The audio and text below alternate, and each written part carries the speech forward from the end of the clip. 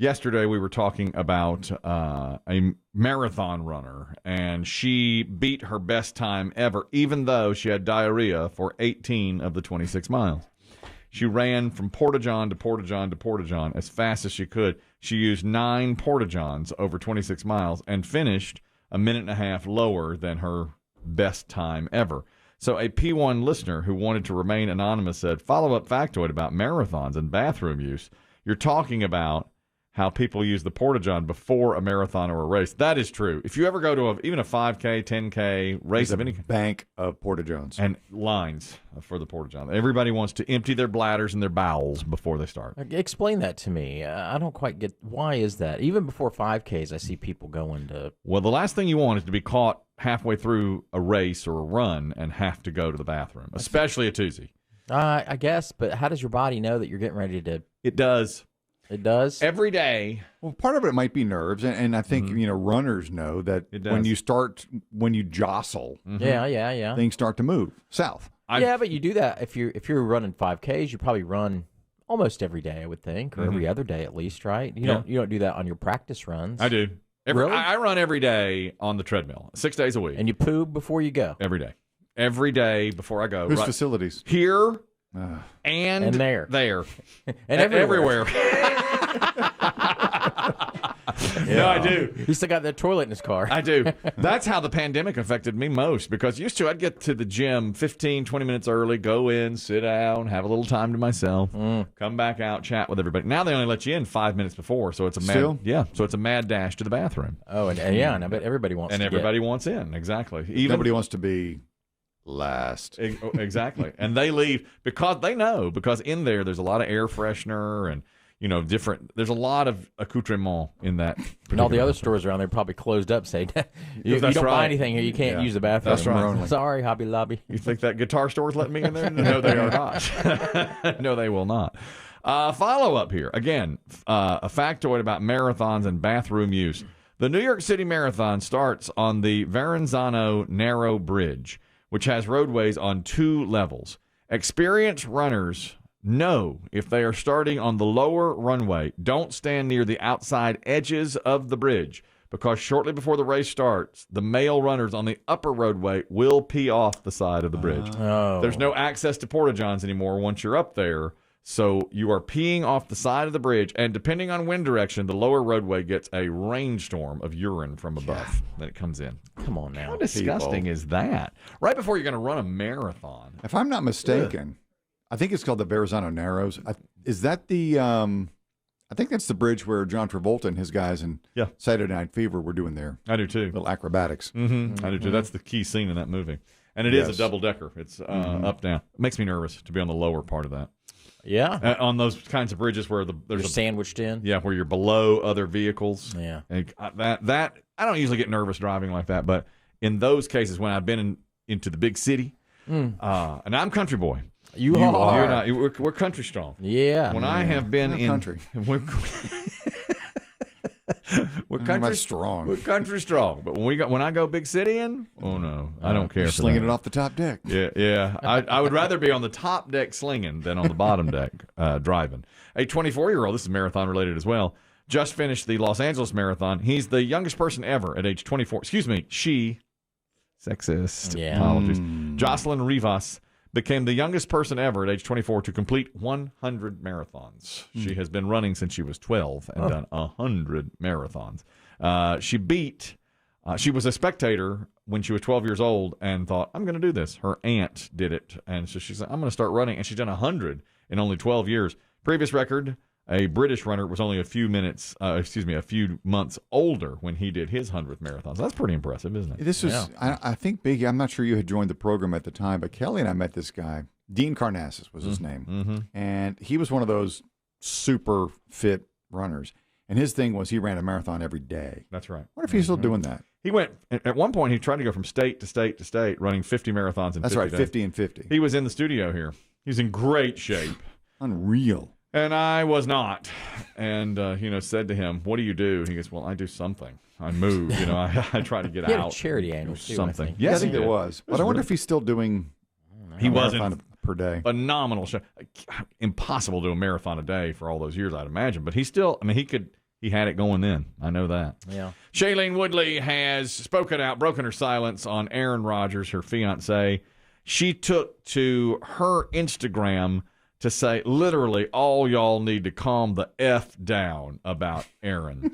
And she defended herself against accusations that maybe she was the one that steered him to not get the COVID. She was vaccine. not the shaman? She said he's a full-grown man and can do what he wants. Our own Biggie pointed those arrows towards Shailene Woodley, saying that hippie, freaky, no vaccine. Telling you. He's full grown. And I'm just glad to see she's playing right where I thought she would. You're right. Y'all leave him alone. She did. That's right. It's no, she says, and for those of us who know Aaron beyond the worlds of obsessed sports fans, it's no secret he has the hairiest hands on the effing planet. I don't know why she added that in. What? I don't know what she meant by Hairiest that. hands. Yes, apparently she's talking Neanderthal. about the Does that hairy come up? hand. I don't know why she said that, but she did. I guess a lot of people have made fun of his hands. I don't know, on Instagram or whatnot. First I've heard of it. Me too. I never heard of anything being said like that. But she has defended herself, saying she was not the one that caused Aaron Rodgers to make those comments. He defended himself yesterday. He was fined $14,000 by the NFL. That'll show him. Yeah. $14,000 from the NFL. They're not suspending him a game. The Packers got fined too. Apparently, in whatever agreement they have, you can't suspend a player for doing something like that, but you can fine the team and the player, which is exactly what they've done. So he's coming back maybe this Sunday with no practice against the Seahawks. That's right. But they're not sure. He says there's a chance I'll play, chance I won't. Depends on his tests. Yes. He'll play. I mean, if the tests are good, he'll play. Well, he said, I saw the quote from him was, there's a very small chance that I will play. That'll be right at the 10-day mark, but he's got to get, I mean, the test would clear him. But Yeah. he would have no practice and no reps with the team. I don't think it bothers Still do Aaron better Rodgers. than Love. I don't think. Amen to that. I don't think it. Yeah, people are saying all week, well, can he play without practice? You know he can. He's Aaron Rodgers. Yeah. It's not like he hadn't been out throwing the ball by himself. And he's got the playbook, and they can give him the scheme. You do what I used to do when I was a little kid. I'd throw it as high as I could in the air and then run and catch it. You catch him. And say, Your Yeah. own did you wide do that? receiver. I did that. I didn't have anyone to play with, man. Of I course didn't did. either. God, we're country You should have strong. come over. Unfortunately, you're They 200 lived on a miles away. mountain.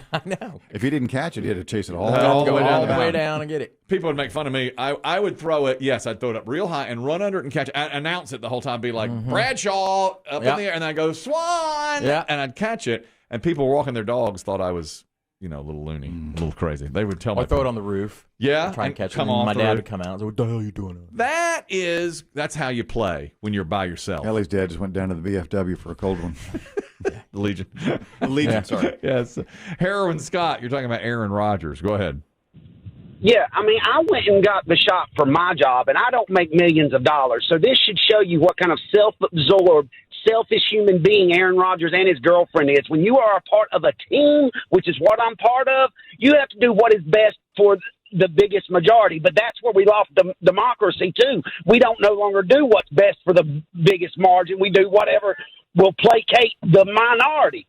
Well, you're right about Rodgers. A lot of people feel that way about Rodgers, is that he hurt his team and was not a team player. And he lied. And lied about it. That's right. And knew he was lying about it when he said he was immunized. Everybody's piling on him about that. That's exactly right. Thank you, Heroin Scott. Claudia, clear this up about his hairy hands, because Shailene Woodley said, yeah, he's got hairy hands. So what? Go ahead. Good morning, guys. I love your show. Thank you. I read an article yesterday that there was a picture going around the internet that showed Aaron Rodgers was supposedly in California breaking protocol. Mm-hmm. So she's describing that he has hairy hands, his feet are bigger than the guy in the picture, and Aaron Rodgers would certainly drive a better car than the one that guy had. Oh, he's been thank mistaken you. for somebody. Okay. So somebody got a picture of somebody they claimed was Aaron Rodgers. That makes sense. Thank you. Thank you so much, Claudia, and we really appreciate the nice comments, too. Yes, there's a picture of a guy in California that everybody said, oh, look, Aaron Rodgers is breaking protocol. Bearded dude with long hair. That's right. Look at his hands. No hair on those hands. Yeah. Aaron's got the hairiest hands on the I mean, planet. he's greasy looking She these knows days. that. That's right. But the hair on the hands you can't fake. No. That's his hair. Sports Dirt. College basketball is back. Biggie's a Duke Blue Devil fan. They were sloppy last night, but won. Tar Heels got an easy one. Looked fantastic. No, that's not really true. Duke played well last night. Beat Kentucky. Purdue was playing last night as well, and people are pointing out they may have the best play-by-play announcer in America, the best new play-by-play announcer. Is it a student? It sounds like a student. That's a good question. I think it might be. He was calling the game on the Purdue radio network. One of the players got a steal and a dunk versus Bellarmine, who they were playing last night, and the guy goes nuts. Ivy with the steal. Beautiful dunk. Jaden Ivy, I'm falling out of my chair. That's a student broadcaster from Purdue. He's got it. I think he's really got something there. Ivy with the steal. Beautiful dunk. Jaden Ivy, I'm falling out of my chair. I tell my son to practice his play-by-play because he loves sports so much. And he's going to be in college, God willing, in a couple of years. And he wants to go somewhere big. I was just telling Chris Demm, he wants to go to like LSU or Tennessee. He wants that big SEC Saturday football experience. He does. But his guidance counselors are telling him, you need a small. Let's get a little. Tiny school, 2-year school. Yeah, and then I tell him, let's stay local. Let's live at home. Let's not charge us so much money. And let's get a state-supported In-state. In-state school. In county be fine. In county's good. A 2-year school. But his guidance counselors are saying, dumb it down. Go small. Go real small. But he wants what you just said, the Saturday afternoon. Well, you could still drive to a game somewhere. Yeah, well, yeah, there's that. Because my nephew is like 6 months younger than your son. He's 16 too. And all of a sudden, out of nowhere, he wants to go to Georgia. Oh, yeah. Because their football program? Sure, because it's huge. He grew up a Virginia fan. His father is a Virginia alumni, but all of a sudden he wants to go to Georgia. Could he do it? I don't know. Like athletically or academically? Well, academically. I don't think he's athletically. Yeah, he's a pretty bright kid. Well, there you are. My son, too, we're going to get him in there now. But that's that big SEC experience. He wants college football, Tennessee, that. And when when you hear great football calls, this is high school football now. Another play-by-play announcer. The game was a high school football game between Rodriguez High and Christian Brothers High. And there was a long touchdown pass late in the game. See if you like this play-by-play announcer. Make something happen here. Don't want to give the ball back to the Mustangs. And we got it deep. Ball to the right side. Phillip! Go, baby, go! And he is gone! Let's go! Touchdown! Falcons! Put the ball in that man's head! Lot of passion from Joseph Dozier on that play. Bang! Bang! Bang! Bang! Looks like there's a penalty on the play. That's called back. Oh, no. Got a hold back all at the. all that excitement wasted. I love the passion, though. You have to. He went crazy over that one, obviously. Well done. You can only do it when you're a student athlete. When you become a professional, you can't cheer for anybody. Right. Well, if you work for a network, if you work for a team, you can. You got there are home team Harry guys. Carey, they're like the Cubs guy. I mean, every team has their own now. Right. So you cheer for them. They're not quite as exuberant as that. But you've got to stay, and you know this, Kelly, from broadcasting school in Florida. You've got to be able to let your listeners know what you're saying. You can't just get excited. I didn't want to say that, but he was little mic technique issues there. He's way off. Can't tell what's going on. Can't tell what's going on. But do you think, Kelly, if you're trying to get your son into broadcasting, will he wake up one morning with a pencil in his mouth? Yes, I will put a pencil in his mouth in the night. Before he wakes up? Yes. In the night. If you don't know what I'm talking about there, what Chris Demm's talking about, when I was a young budding broadcaster, one of my many mentors told me, you need to enunciate more clearly. Here's a trick for it. Put a pen or pencil in your mouth sideways and then read the newspaper or a magazine. Aloud. And then you'll over-enunciate when you get on the air and sound better. And it worked. Obviously, it worked. Well, you had the teeth to support the pencil. I tucked it under my two fronts. Yeah, you still sounded normal. That's right. That's right. That's how it's done. Now, you and I combined have probably been around radio stations for near 100 years. That's right. Alto. In my life, That's I've right. never seen anyone cram a pen. I maintain to this day that these people were hazing you. Do you think the great Evan McNeil wanted me to just put a pencil? He's like, I'll get the He 17-year-old. probably got a Polaroid of that somewhere in his tool shed. Yeah, he came up with that idea drunk one night. Like this moron reading the obituaries with a pencil in his mouth. These kids will get their money's worth. At least make